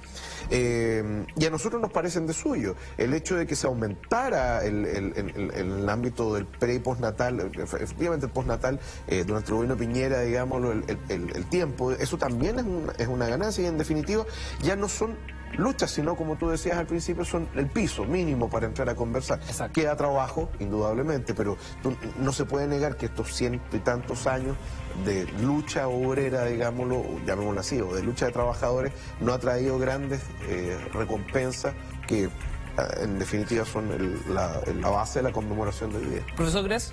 Sí, más allá de logros concretos como algunos de los que se han señalado, hay que subrayar que el movimiento de trabajadores en todas sus manifestaciones, sindicales, políticas, mutualistas y de todo tipo, porque el movimiento obrero y de trabajadores no se reduce al sindicalismo, aunque el sindicalismo sea una de sus principales expresiones, ha sido este movimiento desde fines del siglo XIX el principal factor de democratización de la sociedad chilena. Pocas veces se reconoce ese rol. Han sido los trabajadores desde entonces la principal fuerza democratizadora, no solo han luchado por obtener conquistas como las jornadas de trabajo, las condiciones laborales y otros beneficios sociales, sino también por la democratización de la sociedad chilena. Fueron los trabajadores chilenos los que encabezaron y convocaron las grandes jornadas de protesta contra la dictadura pinochetista. Fueron estos trabajadores, a través de su movimiento, los que obligaron a las élites dirigentes a urdir una transición pactada que no nos satisface, pero que fue la fórmula que se encontró por parte de estas élites y de poderes incluso internacionales que intervinieron en la transición chilena. Estoy pensando en el gobierno norteamericano, en la Iglesia Católica Internacional, en la socialdemocracia internacional, en el socialcristianismo o la democracia cristiana internacional, para evitar una explosión mayor y una salida popular a la crisis. Pues bien, esta democracia restringida, tutelada y de baja intensidad que tenemos hoy día, si bien es el fruto de estas negociaciones, muchas de ellas y acuerdos secretos, lo es debido a la presión desde abajo que venía desde el movimiento sindical, desde los trabajadores, desde los pobladores, desde la sociedad popular chilena, y esa ha sido la constante desde fines del siglo XIX hasta nuestros días. Tengo un dato y me gustaría llevarlo al hoy, ¿no? Le quiero ceder la palabra también a Jorge Muruga, porque si hablamos de reivindicaciones históricas, ¿cuáles son las reivindicaciones hoy? Un 1 de mayo de 2017, entendiendo un poco cierto contexto, ¿no? Panorama para muchos desolador. Estoy de acuerdo con aquello viendo las cifras, ¿no? En Chile hoy 1 millón de nuestros compatriotas, según un estudio de la Fundación Sol, perciben el sueldo mínimo. Estamos hablando de 264.000 pesos. Sueldo que es 37,2 veces menor que la dieta que percibe un parlamentario, mientras el promedio en los países OCDE es 9,3 veces y en países como Portugal, Alemania, Reino Unido y Francia no superan las 6 veces. Reivindicaciones hoy, Jorge Muruga, sueldo mínimo y más, me imagino, ¿no? Mucho más, por supuesto. De hecho, hoy día el mensaje central de la presidenta de la CUT en el acto conmemorativo del 1 de mayo, una de nuestras grandes demandas es echar abajo la constitución pinochetista que sigue rigiendo hoy día. O sea, para nosotros haber participado en un proceso de cabildo ciudadano y haber puesto ahí nuestras ideas desde la clase trabajadora, claramente es un hito que tenemos que seguir empujando. Terminar con el sistema de AFP, que el ahorro forzoso, que probablemente también los que estén en horario van a tener que seguir metiendo plata a este saco roto que en realidad solo beneficia al gran capitalista que se autopresta este salario que nosotros nos quitan, ¿ya? Y el tema de la salud también. Ahora, lo que quedó pendiente de la reforma laboral que este gobierno instaló y que lamentablemente a los trabajadores no nos satisface en plenitud, dado que, si bien es cierto, una reforma a un código, que en realidad yo creo que más que existir reglas, lo que es el Código del Trabajo es un manual del explotador. O sea, yo pesco el Código del Trabajo como empresario y determino cómo contrato, si a plazo fijo, si subcontrato, si esto de las jornadas excepcionales pide autorización a la Dirección del Trabajo. O sea, un nivel de flexibilidad, y el trabajador cuando llega está sometido a todas esas reglas. Por tanto, y sin posibilidad de que probablemente en esa empresa donde entre, subcontratado o no, y percibiendo el salario mínimo, claramente estamos ante un manual que el empleador puede ocupar a su gusto. Y en ese sentido es lamentable que al movimiento sindical se le siga poniendo restricciones en el actuar dentro de, por ejemplo, criminalizar la huelga, que los trabajadores no puedan interrumpir la producción. Y restrictiva desde el punto de vista de hacer la huelga en ciertos parámetros. O sea, la huelga a nivel mundial, incluso a pesar de la OIT, también se reconoce como un ejercicio soberano de los trabajadores, como un programa de acción, y que no necesariamente tenga que venir un inspector del trabajo a estar presente al momento que de los trabajadores declaren la huelga. Yo creo que las reivindicaciones de parte de la clase trabajadora también tienen que ver con echar abajo este Código del Trabajo, que para nosotros es un manual del explotador, echar abajo el sistema de AFP, echar abajo incluso la salud privada tal como la concebió la dictadura, porque aquí lo que se requiere fortalecer es la salud pública. Nosotros estamos, hace años, ningún gobierno ha querido solucionar el problema de salud pública. El medio ambiente, hoy día marcharon los compañeros de Tiltil, los compañeros que todos hemos sabido que están convirtiendo Tiltil, Runga y toda esa zona en un gran basural. También entonces nos preocupa el tema del medio ambiente, nos preocupa cómo el subcontrato a raíz de esta misma reforma laboral está entrando en todas las áreas de la producción. Prácticamente los empresarios están alejándose de la administración, incluso de sus propias empresas, y están dejando manos de terceros que lo único que hacen es colocar trabajadores. Y a raíz de eso quitan parte también de un salario y terminamos ganando más de 1 millón de trabajadores el salario mínimo. Que un solo ejemplo, fíjense ustedes que en la autopista, que son concesionadas, los trabajadores recaudan 2, 3 millones fácil en 3, 4 turnos.